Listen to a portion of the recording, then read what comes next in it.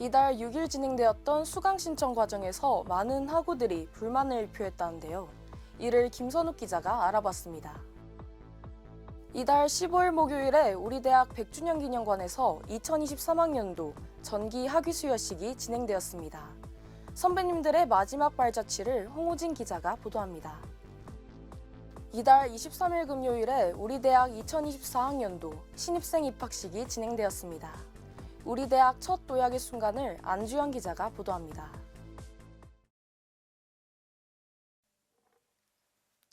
학우 여러분 안녕하십니까? STBS 종합뉴스의 정다현입니다. 매 학기마다 학생들은 수강 신청 때문에 많은 골머리를 앓습니다. 학생 수에 비해 과목들의 수강 인원은 한정되어 있기 때문인데요. 특히 우리 대학 조영대 학생들의 불만은 해가 갈수록 커지고 있습니다. 이번 학기 첫 번째 소식, 조영대 학생들의 고충을 김선욱 기자가 담아보았습니다. 우리 대학 간판 대학인 조영대 학생들은 학생 수에 비해 턱없이 부족한 수강 정원으로 매학기 불편을 겪고 있습니다. 특히 도예학과 3학년 기준 복부전생을 제외한 통정시상 총 인원수는 34명. 이들은 전공 필수인 스튜디오 크리틱을 통과하기 위해서는 전공 선택인 6개의 융합 스튜디오 과목 중 3개의 과목을 이수해야 합니다. 선택 과목이긴 하나 사실상 필수 과목인 셈입니다. 학생 수 34명에 곱하기 3을 하면 102명이므로 수강 정원 또한 최소 102자리 이상 할당되어야 한다는 것이 도예학과 학생들의 입장입니다. 즉, 각 과목당 17명의 최소 수강 정원이 필요합니다. 하지만 이번 수강 신청 시 한 과목당 제한 인원은 10명으로 총 60자리밖에 되지 않았고 1차 증원 때 각 과목당 1명, 2차 증원 때 각 과목당 2명씩 증원하여 총 78자리로 100명이 넘는 학생들에 비해 턱없이 부족한 것이 현실입니다. 증원에 대한 학과 사무실에 시원치 못한 공지도 학생들의 불만을 사고 있습니다.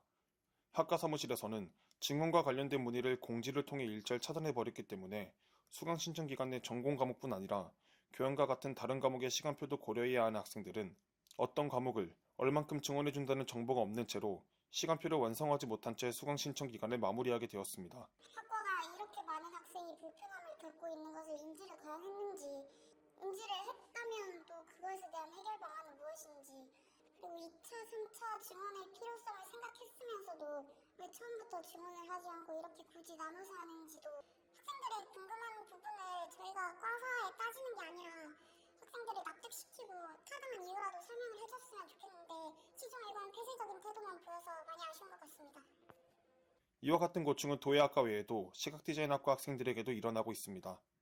시각디자인학과 2학년 전공 필수인 디자인사의 경우 2학년의 유일한 전공 필수임에도 증원 후 각 분반당 17명, 총 2분반 34명으로 통정시 기준 복전생을 제외한 2학년 학생 수인 55명에 못 미치는 정원입니다.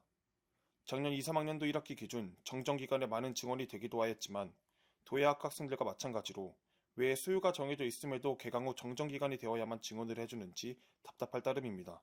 수강 인원을 너무 적게 열어가지고 처음보다 적게 열어주니까 해당 학년이 필요한 과목들을 못 듣고 이렇게 학년이 올라가는 상황이 생기고 그렇게 되면은 졸업 전시를 할 때 이 분야에서 전시를 하려면 들어야 되는 과목들이 있는데 그거를 못 듣고 올라온다거나 아니면 학점이 모자라가지고 좀 원활한 졸업에 차질이 생긴다거나 하는 경우들이 많아지고 4학년에 올라가서 이제 다시 들으려고 해도 뭔가 자리 자체가 애초에 모자라 보이니까 해당 학년이 들을 것도 없는데 우리가 갈 자리도 없고 뭐 복전생, 부전생까지 생각을 하면 진짜 너무 그냥 자리 자체가 부족하니까 이게 좀 힘든 것 같아요. 9학년 학생들도 어려운 것은 마찬가지입니다. 25년도 졸업전시 대상자인 3학년 학생들은 3학년 전공 12과목 중 6과목을 필수로 이수해야 합니다.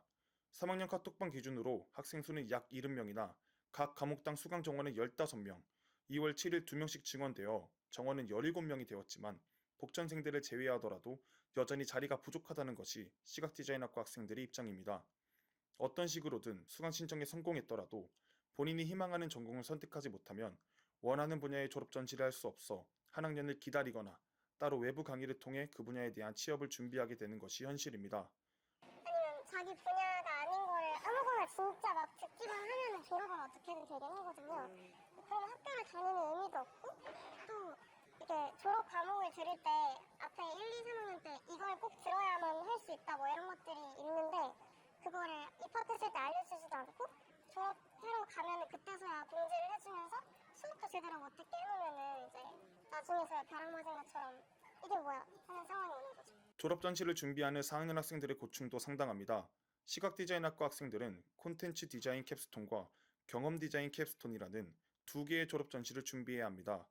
졸업 전시 카톡방에 있는 인원은 77명, 2월 25일 일요일 기준 경험 디자인 캡스톤 정원은 60명, 콘텐츠 디자인 캡스톤 정원은 60명으로 학생 수에 비해 부족한 것이 현실입니다.